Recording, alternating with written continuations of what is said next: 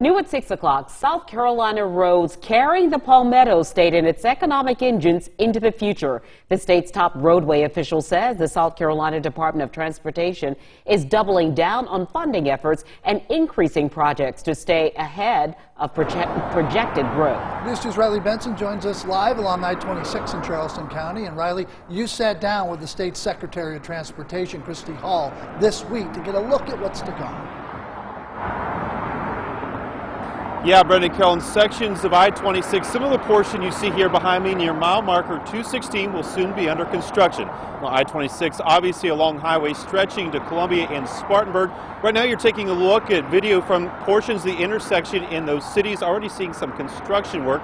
It's all part of a 10-year multi-billion-dollar plan to tackle interstates and infrastructure in our state. It's a plan I got to learn more about earlier this week when I sat down with the state's top transportation official. We've really tripled the amount of road work that we have going on across the state. Paving and maintaining the country's fourth largest highway system across South Carolina. My car easily gets torn up. Low-country drivers like Tara Lowry say the state's roads and interstates are a mess. They're in awful shape. They have tons of holes in them and cracks and things like that. South Carolina's top transportation official Christy Hall says it's something SCDOT has been working on since their 10-year plan started in 2017.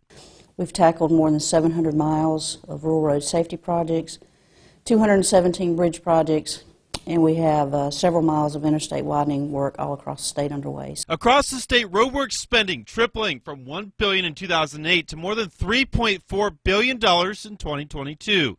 Secretary Hall wants the number to grow, a big focus for her, expanding and upgrading roads in the Charleston region. To be able to hopefully dedicate at least close to $50 million a year to the Charleston region just to deal with non-interstate type congestion projects. Another major focus, shoring up the connection between Charleston and Columbia to handle port traffic from both Savannah and Charleston, something that takes a major toll. Being able to move those goods up and down the interstate system is incredibly important to us, which is... Like many agencies, SCDOT continues to feel the impact of COVID-19, dealing with decreased funding from the gas tax and a shortage of workers.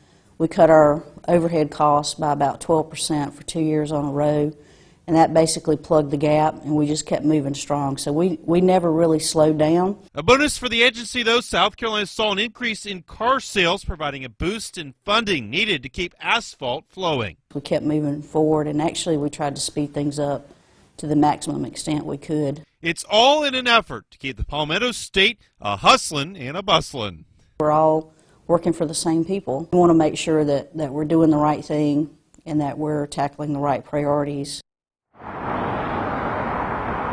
Now, Secretary Hall is hopeful she can begin investing that $50 million a year later this year or by the start of 2023 to the Charleston region to make needed improvements on low country roads. Reporting live in Charleston County, Riley Benson, Count on 2.